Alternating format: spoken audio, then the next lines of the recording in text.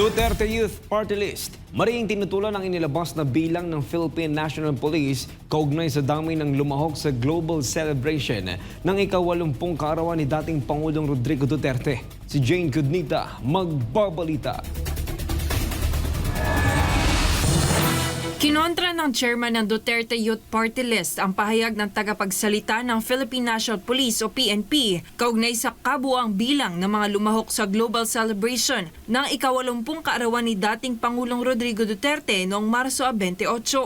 Ayon kay Duterte Youth Party List Chairman Ronald Cardema, hindi totoo ang sinabi ng PNP na nasa 60,000 lamang ang kabuang bilang ng mga dumalo sa aktibidad sa loob at labas ng bansa. Una, hindi totoo yun.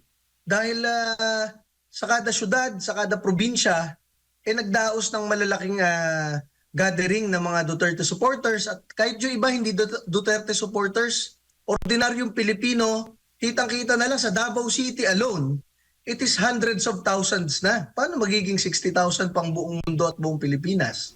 Bukod dito, binatikos din ni Cardema ang ilang opisyal ng pamahalaan na umano'y nalulunod sa kapangyarihan at nagpapalabas ng mga pahayag na taliwas sa tunay na sitwasyon sa bansa.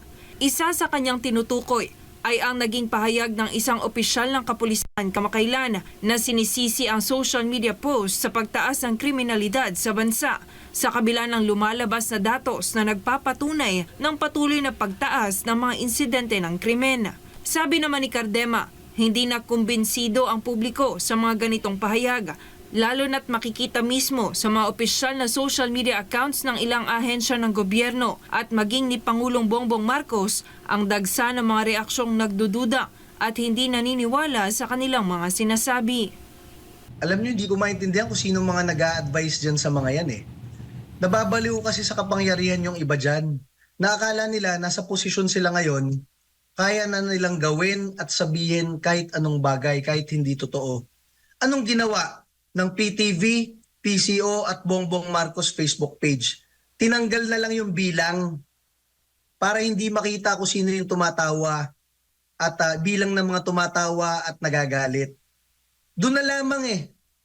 Bakit nyo tatanggalin yung bilang? Kasi nakikita ninyo, mayorya ng mga netizens at nagre-react ay natatawa na lang o nagagalit sa kada post nyo araw-araw.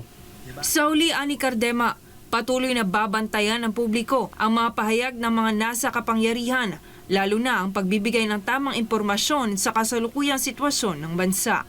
Ito si Jane Cudnita, inyong citizen correspondent, nag-uulat para sa Diyos at sa Pilipinas nating mahal.